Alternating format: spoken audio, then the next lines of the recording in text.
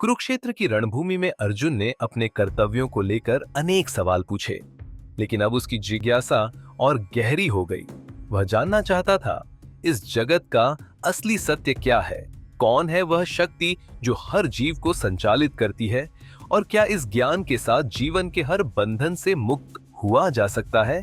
भगवान श्री कृष्ण ने अर्जुन को उस ज्ञान और विज्ञान का ऐसा गूढ़ रहस्य समझाया जिसे सुनकर आपकी आत्मा भी झूम उठेगी।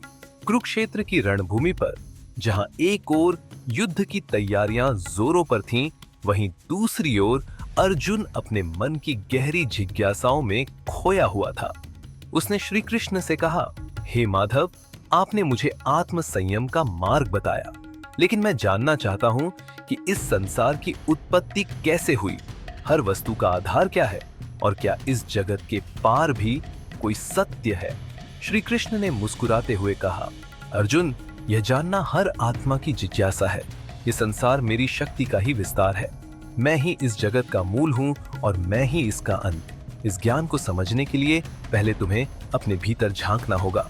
कृष्ण ने समझाना शुरू किया, हे अर्जुन, ये संसार 5 तत्वों पृथ्वी, जल, अग्नि, वायु और आकाश से बना है, लेकिन इनके परे भी एक शक्ति है जो इन्हें संचालित करती है। वही शक्ति हर जीव में आत्मा के रूप में विद्यमान है।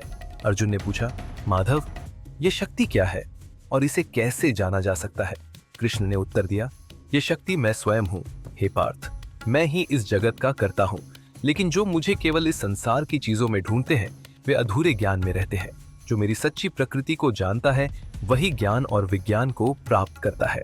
कृष्ण ने आगे कहा, अर्जुन, यह प्रकृति मेरी माया है। ये तुम्हें भ्रमित कर सकती है, लेकिन जो इस माया के पार देखता है वह मेरे वास्तविक स्वरूप को पहचान सकता है।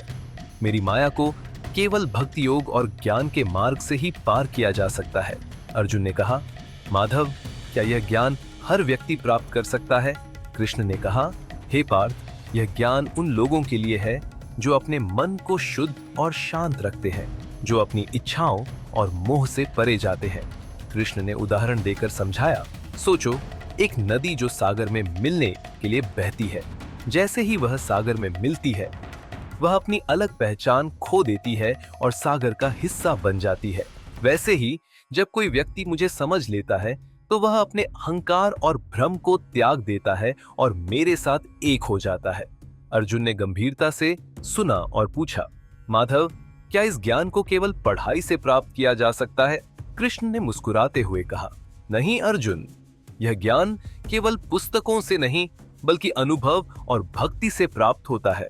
जब तुम अपने मन और आत्मा को एकाग्र करोगे और अपनी हर क्रिया को मुझे समर्पित करोगे, तब यह ज्ञान तुम्हारे भीतर जागृत होगा। कृष्ण ने कहा, जो व्यक्ति इस ज्ञान को प्राप्त करता है वह हर स्थिति में शांत और संतुलित रहता है। उसे न सुख से खुशी होती है न दुख से पीड़ा। वह हर जीव को अपने समान देखता है। यही ज्ञान और विज्ञान का सच्चा स्वरूप है। अर्जुन के मन में अब एक नई रोशनी जल उठी। उसने कहा, हे माधव, अब मैं समझ गया कि सच्चा ज्ञान क्या है। मैं अपने हर कर्तव्य को आपकी सेवा समझकर निभाऊंगा। कृष्ण ने कहा, हे अर्जुन, जो व्यक्ति इस ज्ञान को समझकर जीवन जीता है वही सच्चे आनंद को प्राप्त करता है। वह इस संसार में रहते हुए भी इससे मुक्त रहता है। यही ज्ञान विज्ञान योग का मार्ग है। अर्जुन ने प्रणाम किया और कहा, माधव, मैं इस मार्ग पर चलने का संकल्प लेता हूँ। तो यह था ज्ञान विज्ञान योग का रहस्य। यह केवल अर्जुन के लिए नहीं बल्कि हर उस व्यक्ति के लिए है जो अपने जीवन के असली सत्य को जानना चाहता है। यदि आप भी इस ज्ञान को प्राप्त करना चाहते हैं तो अपने भीतर झांकिए और श्री कृष्ण के इस मार्गदर्शन को अपनाइए। अगले अध्याय में देखिए जब श्री कृष्ण भक्ति योग का दिव्य रहस्य समझाते हैं।